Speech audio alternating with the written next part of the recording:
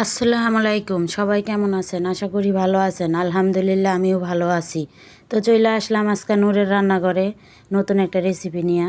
তো আজকে আমার শ্বশুরবাড়ি বরিশাল। শ্বশুরবাড়িতে চিংড়ি মাছ কীভাবে রান্না করে খায় সেটাই আপনাদের আমি দেখাবো। তো ওনারা চিংড়ি মাছটা আগে তেল ছাড়া লবণ লবণ দিয়ে পানিটা আগে শুকায় নেয়, ভালোভাবে চুলার উপরে দিয়া তারপরে তেলটা ঢাইলা দেয়। তো দেখেন আমি আগে শুকায় নিছি, এখন তেলটা ঢাইলা দিতেছি। এই তেলের উপরে আমি এখন চিংড়ি মাছটা সুন্দর করে ভাইজা নিব।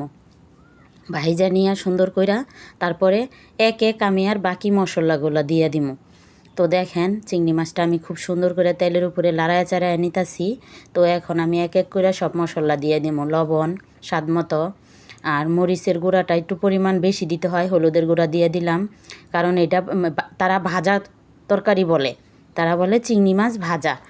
এই এই কারণে হইলো মরিচটা একটু বেশি দিতে হয়। তো দেখেন মরিচটা দিয়েও আমি একটু লাড়ায় চাড়ায় নিলাম। এখন আমি একটু পানি দিয়ে দেব। এই পানিটা দিয়ে আমি সুন্দর করে কষাবো। যত কষানো হবে তত এই চিংড়ি মাছটা খাইতে ভালো লাগবে, কোনো মশলার কোনো গ্রান থাকতে পারবে না। তো দেখেন চিংড়ি মাছটা আমার সুন্দর কষানো হয়ে গেল। তো পরিমাণ মতো পানি টানি দিয়া আমি এটা সুন্দর করে টকবগায়া জাল পাইরা নিতেছি। তো আপনাদের কাছে চিংড়ি মাছটা যদি ভালো লাগা থাকে রান্না, অবশ্যই আমার একটা কমেন্ট, একটা শেয়ার, একটা লাইক আপনারা কইরা যাইবেন আমার এই ভিডিওটা দেখা।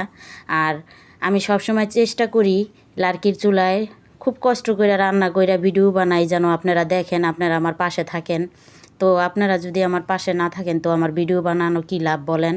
তো সবাই সবার পাশে থেকে সবাইকে আমরা সাপোর্ট করব, তেই তো আমরা সফলতার মুখ দেখব। আর সবাই সবার সাথে সবসময় থাকার চেষ্টাও করব। তো দেখেন ফাইনালি চিংড়ি মাছটা আমার খুব সুন্দর করে কষানো হয়ে গেছে।